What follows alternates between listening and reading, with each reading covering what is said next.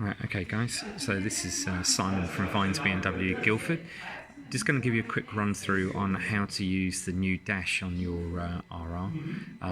Excuse the video quality, I'm doing this just off my phone just to give you a quick guide. I think the first thing you'll notice in terms of the dash, if we just get you orientated with it, up in the corner, as you have done with other dashes, you've got the engine map up there. You can see the RPM range in there. The red obviously indicating where you want to take the RPM up to until the engine is warmed up, and then that will move across as it does on the GS. At the top there, you've also got the status line, same as what's on the GS or the GS Adventure. The TFT layout therefore is very, very similar between both. So if you want a sort of general picture, then you can already look towards both those vehicles. If you want to change the engine, the status line, which is that top one, then I'll just come over here. You've got the menu button, and what you'll see about the menu button, can you see that symbol at the bottom there? That orientates up with the symbol on there, just here. All right, so it's the same.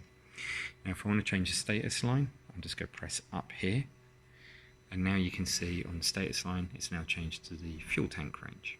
All right, so general way in which you run through the bike, I have to say it's absolutely awesome, the new modes. So I'll just go through those. Firstly, scroll down. Now we're into my vehicle. Scroll down again, and you can actually start picking up all of the information. Now you might be thinking, how did I move left and right through here? Very simply, that's controlled off here, off the toggle.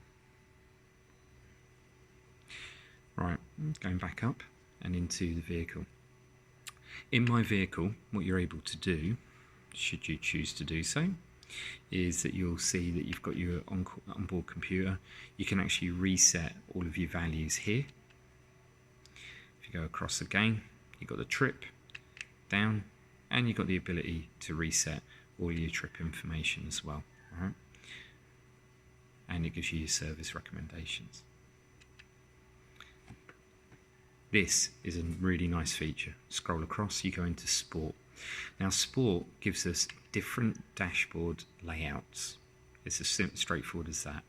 So where on the old bike you used to have to go into the menus and bring up all of the DDC, the lean angle sensor information, etc. Now you do it under this Sport, so you can just get different menus. I won't spend too long going through all of these, but just sufficient you can scroll through them. All right. Anyone that's interested in a little bit more detail about how to use the lap timers and things like that, it's through flashing the headlight, believe it or not, and that will start the lap timer. But we can go through that actually when you're with us. All right. Now, coming across here to settings, this is the next important menu for you. Drop down in settings, and you can see at the very top there, racetrack. Scroll across. All of your connections will be deactivated. Makes sense, you don't want your Bluetooth and what have you on when you're riding on the track. All right, and if you go down now into configuration, you now have the equivalent to what is the old red plug. So red plug's gone. We now have it all on board through the TFT, which is absolutely fantastic. The important thing here is with the configuration, where it says Race Pro riding mode, try and think about those as user modes. So you can actually define 3 different user modes as you would like them. All right. Tick, it's on. Go into configuration, and these are the modes. When, for example, in Race Pro mode, as you can see, Race Pro 1, 2, 3, I'm in highlighted number 1. If I click across, I can now go through and change absolutely everything about the setup. Now I could spend ages going through all of this, but I'll try and keep it simple. What you can see there is you can change the compression, you can change the rebound on the shock. All right, you can do that on the rear. And you've got the compression setting for the front, so you can change the DDC. I think the easiest way to remember this is 6 is the hardest, 1 is the softest setting. So you've got the ability therefore to change it all the way from essentially what would be like rain mode which on DTC would completely intervene, or on the dynamic damping would be the softest, to completely off. All right, so you've got all that range of adjustment in there. It's absolutely amazing. We've been blown away on the training day today by how adjustable this is. But I just wanted to give you a quick sort of run through of how you can access this information. I will say, from having this bike on track yesterday, I cannot believe anybody would really necessarily be wanting to try and use any of the other engine maps, like the Race Pro configuration on the road. I can understand that there may be somebody that would argue, well, if you can really adjust it, you can adjust your rain mode to what you want and things like that. But I can tell you, from having the bike out on track yesterday, we were so phenomenally impressed with it that it's probably going to be rain and road really for the road. Coming back out of this, what I'll do is I'll just turn off the racetrack configuration. So now you can see, in terms of the engine map, when I change, have a look for this up here, when I hit mode, we've got rain, road,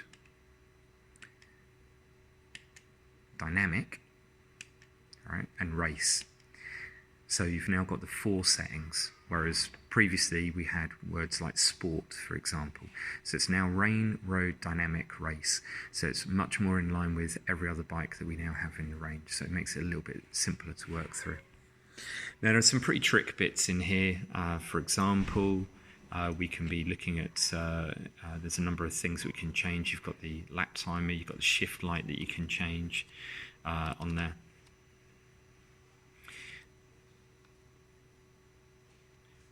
System settings, change the languages, things like that. Connections, which is to do with your Bluetooth and things along those lines. But there's a number of pieces of information you can change. Now this one here, I talked about status line earlier on. This is where we would change the status line. It's exactly the same on the GS as what it is now on the RR. So all of that is going to be familiar with for all your dealers. One thing I'll pick out with the racetrack mode, while I remember, pit lane limiter. So you have the ability to adjust, and I'll just turn this on, the pit lane limiter. Now you notice that this is in RPM. Basically, one of the old things that were mentioned was about what happens if I change tyre size and things like that. Well, that's now been pretty much eliminated as a problem on this new bike, and it runs off the RPM instead. So something just to be aware of is that if you are on an international, particularly European track day, and they say they've got a speed lane limit of 60 k's or something along those lines, what you want to do is you want to be doing 60 k's on your speedo. Then you want to be reading what the RPM is, and then you can set your pit lane limiter to that. So there isn't a speed setting. That's because of changing of the profile of the tyre. Hopefully that gives you a basic explanation. Right, now apologies that this video is a little bit on the long side, but there's a huge amount of information and adjustability on this bike. It is absolutely amazing. We've been blown away by how good it is. So hope this helps. Thanks. Bye.